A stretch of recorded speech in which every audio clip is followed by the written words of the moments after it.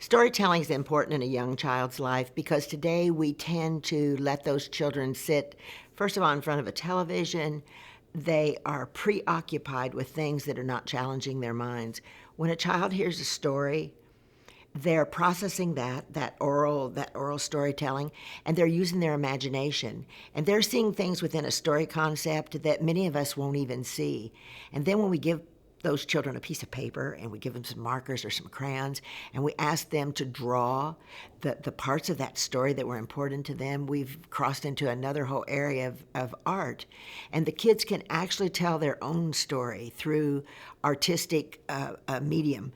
And they sit and they listen to a story. I've worked with hundreds of children where the teachers will say, well, Johnny's not going to sit through this whole thing. How long is it going to be? And I'll say, oh, don't worry about Johnny. I'll take care of him. And they'll put him in the front row. And you know immediately that that's the child you're telling that story to, even if there's another 20, 25 kids sitting there. And when Johnny doesn't move, and that teacher says, well, I don't know how you did that, I have actually said to them, but you were there.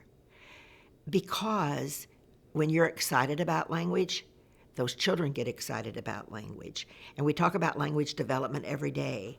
And the way they're going to develop that language is using their language. So I try to have participation in my stories where the kids do a callback and the kids learn new things.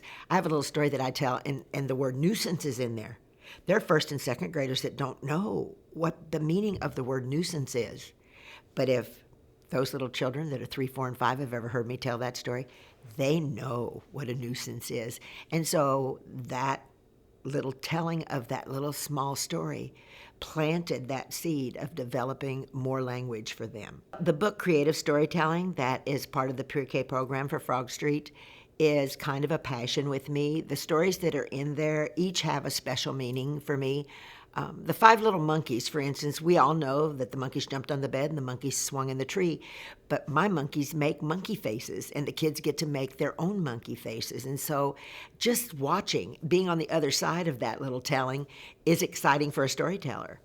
And there's an old story in there about how a grandmother challenges a grandson to go find a little red house with no windows, no doors, and a chimney on top.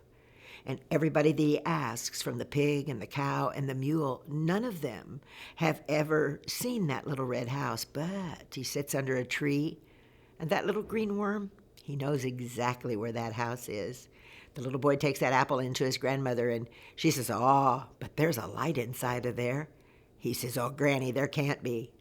And she slices that apple in half, opens it up, and there's a star inside. And that's a story that I think every teacher needs to share with children, especially in the fall when the apples are falling off of the trees. The Modern Three Bears is a story that is a love of mine because if the children know about the 3 bears and the porridge and Goldilocks, and they know about the chairs and the beds, in the story that I wrote, they can use their prior knowledge to process the new story because it uses pizza, which every kid today knows what a pizza is, headphones, all of them probably have a set of headphones, and water beds upstairs. And my Goldilocks, she had a little bit of a problem being kind of nosy, and so she learned a lesson. I didn't say that, but the kids know, aha, she isn't going back there anymore. So each of the stories that are in creative storytelling also have props to go with them. The teachers can color them and put them on sticks, and the kids can have puppets, or the kids can wear them, and they can reenact and retell that story. And in today's world of standards, those are some of the things that children need to do, but they've got to have fun doing that if we want them to remember those things. So that's why those stories are very important to me.